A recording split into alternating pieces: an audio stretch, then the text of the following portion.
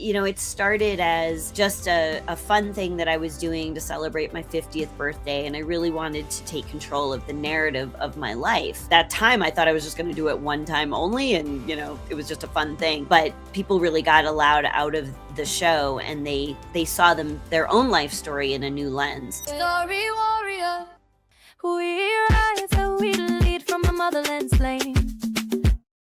Stories of power, remember the name. Business warriors, voices that shine, African spirit in every line. Lead, inspire, tell your story. Legacy in motion, this is our glory. Story warriors at your word. Welcome to the Story Warrior podcast. On this platform, we believe that every creator, every founder, every change maker possesses a compelling story that is so good that it has the ability to convert an ordinary stranger into a prospect into a customer, and a customer into a lifelong advocate. My name is Gideon Fumukwai. Consider myself the story warrior. And yes, I am a product of Africa, produced in Asia, packaged in America, and distributed worldwide. Today, I'm in absolute luck because I have the world-famous Merit Kahn, who is a certified speaking professional, folks. That is rare to get. There are very few around the surface of the earth. And she goes even further. She is a consummate optimist, so to speak. And she has been touring and helping people to use their creative ideas to make money. So if you're a creator, if you're a founder, if you are an entrepreneur, pull your chair closer because you're about to drink, you're about to learn from someone who lives the act, not just someone who talks about it. Hi, Madam Kahn. Welcome to the Story Warrior podcast. I know you are somewhere in Colorado, but can you say the name of the place where you are? Because I don't think I can pronounce it. I'm in Aurora, Colorado. It's just southeast of Denver, about 20 minutes south of Denver International Airport. Aurora, Colorado. All right, I finally got that right. I will say it twice because I will mess it up here. But you are a certified speaking professional. From the time I first got exposed to CSPs in 2005, I've been dreaming of becoming one. I'm still dreaming. When I finally grow up, I want to be a CSP. But before we get to that, I want us to tell us a little bit about how did you get this optimism thing? Is it something you ate in the food? Is it something you drank in the water in Colorado? How did you get it? Is it genetic? Is it from your parents? Tell us, because some of us want to be optimists too. Probably, it's high doses of sunshine and large quantities of chocolate. I think those things make me more optimistic.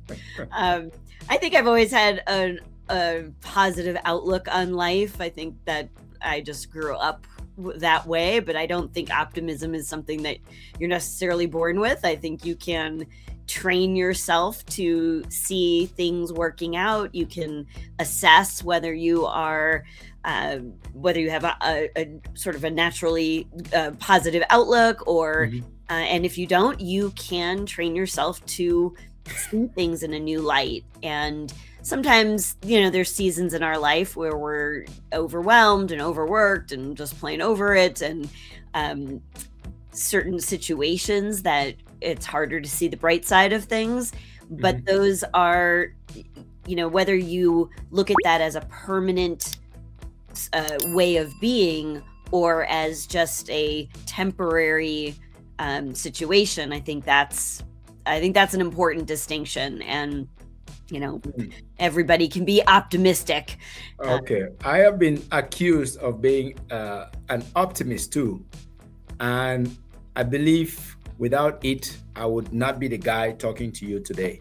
Because first, I do not believe that this medium is worthwhile. And then someone asked me to test it. I tested it out and I said, you know what? Sounds good. Talking and learning from smart people, there's nothing better than that. So it was because of the optimism that I took the leap of faith to do an assignment for someone. Then I discovered, you know what? I don't mind to do this. I can actually do this. I'm enjoying it. So that's how I ended up here. And maybe my entire journey too, from Africa to Asia and then Asia to America, is basically it hangs thinly on a thread of optimism. But Sure. I want us to dive in and learn from you because you are the expert. You have been touring on a specific one man show or one woman show that you develop. Do you want to light the fire on that and let people know? Because I want these creators and performers, some of them are writers, some of them are authors that are within my circle, to draw their chairs close and know that they're learning from someone who walks the talk. Well, thank you. I think just by virtue of the fact that they listen to your podcast, they're also learning from someone who walks the talk. Because if you think about it, and I'll talk about my show in a moment, but when you are when you see things through an optimistic lens, you see things working out, there's just a little bit of trust that things are going to go your way. You may find yourself more in action, and you don't always know where it's going to lead. So my strategy, I had a podcast that I was hosting myself with a friend of mine. We had the Smarter Sales Show, and that was fun. But then we switched strategies, and now my strategy is to be a guest on shows. And one possible outcome of that is, I have more content to share. Sometimes I'm asked great questions, and it makes me think a little deeper, and so it helps me develop even more content. But also, I connect with my podcast hosts, and I have done events with podcast hosts where our businesses are very aligned. And so other opportunities happen because you have just enough optimism to go, I don't know why I'm doing this, but it just feels good, and I'm just going to follow the thread. So that's a little bit what happened with my show. The show is called Optimistic Personality Disorder. And I think personality disorder. Yeah. Okay. Yeah. And I think that says a lot. Just in the title, you kind of go, all right, I'm an optimist too. I think I'll like this show. And pessimists like it too, by the way. But it started as just a fun thing that I was doing to celebrate my 50th birthday. And I really wanted to take control of the narrative of my life and retell my life story through the lens of comedy. And what audiences tell me now, at that time, I thought I was just going to do it one time only. And, it was just a fun thing. But people really got allowed out of the show, and they saw their own life story in a new lens. And that's when I realized it was my life story, and that was it. It was just going to be, here's my story. Wow. And then I realized it's not my story that's important. It's that you see yourself in the story, that you leave the theater feeling like you can control the way that you tell your life story, so that new possibilities are open to you, because you're not telling your story as a drama or a tragedy or a horror film, right? You're telling your story as a comedy show. And I think that can lighten things up. Heavy stories, heavy experiences feel a little bit lighter and easier to deal with when you bring a little humor to it. And then new opportunities arise. And so now I'm really getting a kick out of touring the country. I've done the show in, more than a dozen different states for thousands of people at this point, more than 40 performances, and wow. And people are, but it's taken on some other aspects to it that I hadn't considered. So there's workshops that I developed that help people rewrite their past and rewire their future.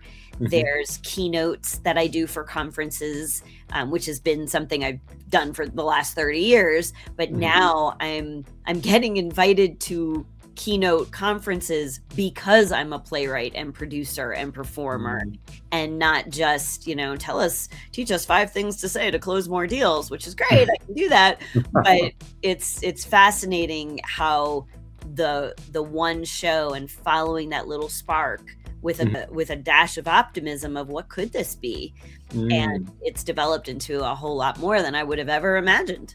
Wow. Now, when I hear that, I'm excited because I've done a historical character which took a lot of research, courage. And I would assume that some of our other viewers too are encouraged, or maybe those who listen to this show through the audio platforms. So my question is, if let's say someone is a creator with an entrepreneurial mindset, not necessarily comedy, do they have a chance to create something like this and put it out there? Talk to us about that and help us put to rest some of the fears that we may have. I think that for me, one of my core principles in life is that laughter lightens the load you hold. Yes, Right? and I got quite a bit on my shoulders. I got some. See why I lost my hair? No hair, no mustache, no beard, because of the invisible weight that I carry. Okay. Yeah, Sorry. life is stressful, so we have to find. It's hard to be stressed and challenged and frustrated while you're laughing at the same time. But I would apply that same principle to anything that immerses you in something outside of yourself. So for some people, music is to them what comedy is to me, or dance, or storytelling, or art, right? There's these sports, right? Sometimes sports can take you out of your stress. You're so enjoying the participation of, or the watching of, that you're just immersed in it, and it takes you away from the stress, and it just gives you that moment to pause and breathe and let some light in so that you can go and create something different. And I think that's really important. So my message isn't so much, y'all need more comedy in your life. It's you need that thing that brings you joy. And the more stressed out you are, the more that is a note to yourself. I've gotten farther away from the things that bring me joy. And I bet you if I put myself in something that brings me joy, the rest of life just looks a little bit easier. It doesn't have to be a long time. It could just be moments of like, okay, I got this. And it makes a difference. It's so much in line with something I read recently. It says, when you see fish swim, do they look like they're struggling? No. When you see birds flying, do they look like they're struggling? No. They're doing that which comes naturally to them, because that's what God designed them to do. And the guy was, I think, nudging us to say, it's okay to try things that are challenging, but always overall choose in the direction of something that comes relatively easier for you so that you can make the best out of it. I thought it made sense. And from what you're saying here, comedy may come a little bit naturally to you. For me, maybe it is, I love comedy, but my instinct sometimes to play a little instrument as a surprise, maybe I lean on that. And in my presentations, I lean on that quite a bit. But I don't want to make it the central character, but I lean on it because I think that it separates me from other creators. So some creators may be singers. So you're saying they can lean on their singing? I certainly can't do that. They can lean on the melodic skills, on their drumming, or any other creative endeavor that they've mastered. Did you always master comedy, or did you work towards it as part of this process? And what would you tell other creators? I started studying comedy very late in life. I didn't really, it was 2014 when I took a stand-up comedy class. I think people who know me in life just would have related to me like, oh, Merit, she's funny. But nothing like once I learned the art and the science of comedy, and was deliberate, and I would deliberately write. But when I sit down to write comedy, I don't sit down to write a joke. I sit down and I write. Okay. And so I would imagine it's similar to, like a songwriter, right? They're just, they're going to pour out everything onto a page, and then the lyrics show up. Yes. And then adjust it on the edges. Yeah. So that's more like Mark Twain. He was not exactly a comic per se, but he was a humorist. He would make it funnier. And now there's an award in his honor. So who knows tomorrow? Maybe there's going to be an award, the Merit Kahn Award, for creative entrepreneurs who have the ability to inject. Okay, now I'm being goofy here. That's one of my strengths. Being very goofy, but who can come to you to get some help? Or to book you? Well, I think, my best audiences for conferences are going to be, I'm hired a lot for women's conferences. They love my stories. And sales, I think, I have a lot of relatable material for sales and leaders, but those would be my best fit audiences for the programs that are about rewriting your story and rewiring your future, and then bringing in the pieces of the story and the show for an event like that. And I would say individuals, when they see my show, so I have this playbill. So if you're watching online, I have this very fancy professional playbill, and on the back, I use the real estate on my own playbill to talk about the other things that I do. So for individuals, I work with them for, sometimes it's just a one-time thing and they come to my Think Like a Comedian virtual class, or I do that live in person when I'm traveling and touring with the show. I do one-day workshops called Rewrite and Rewire. And so that's where I really take you through a journey of finding the stories in your life. And how do you tell them now? How could you tell them with a little bit of humor or optimism? And then one of the really fun things we do in the workshop is we do turn their life story, the fun version, into an actual song. So we do that with AI. And sometimes I do it in the session. Sometimes it's a surprise I give to people afterwards, where they do some writing, and then I pop that into my AI tools that I use specifically for this, and then I kick back a song about their life, and it's just a really fun. It's just a fun experience. I can imagine. Yeah. I can imagine that can be very, very. It can be very juicy. Yeah, absolutely. Gets everybody I love giggling. With people in I like working with people in different ways, but the most fun thing is just, get a $30 ticket to see the show. That's a fun way. When are you playing in Dallas? I was just in Dallas not too long ago. I don't have anything on the calendar for Texas at the moment, but you can help me find a theater in Dallas, and I'll bring the show to you. Okay. Yes, I know someone who knows someone with a theater who was mostly trying to do screening of movies, and that did not pack the place very much. So I'll talk to her and see if she could work with you to promote it, and who knows what comes out of that. But you never know. The really interesting part is, before you came to OPD, you are obviously doing more of sales. Am I correct on that? Yeah. And when you decided, all right, I'm gonna get through this milestone, which doesn't show at all, don't announce it. How long did you take to put together this one-man OPD? For those who are just joining, OPD means optimistic personality disorder. Yeah. I don't think that optimism is a disorder. No. But according to Merit, let's just hold on to it. How long do you take to put together OPD, to write and rewrite and get it ready? Well, I think it's always going to be a work in progress. But what's interesting about writing the show, it didn't take. It took maybe six to 9 months to write it and put it all together. But some of the stories were things that I had talked about in keynotes and different programs for a long time. And some of the stand-up comedy, like at that time, I had probably about 18 to 20 minutes of stand-up comedy. So most of that found its way into the show in the right places.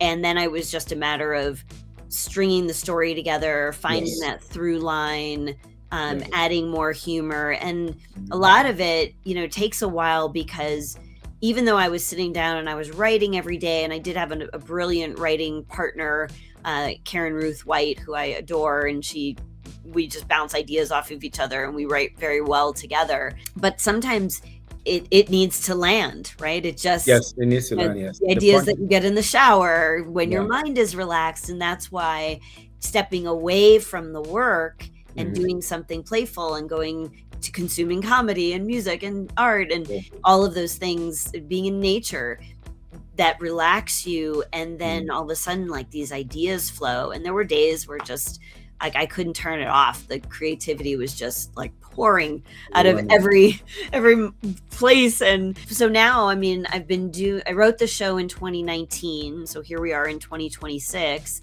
and I'm still tinkering, I still like, I have a better line for this, or I have a, but the show ended, so I was writing my life story up until that point. So technically the show content ends with 2019, and there's 7 years worth of things that have happened since then. I've written about, but I'm now working on an act 2 of the show. So right now it's about 75 minutes, and we do a 15-minute Q&A with the audience at the end of the show, which is so much fun. They ask great questions. Absolutely. But now I'm adding a 20 to 30 minute stand-up set that basically catches you up from 2019 to present day. And so that will be kind of tacked onto the show, and we'll do an intermission and the whole thing. So it's constantly evolving.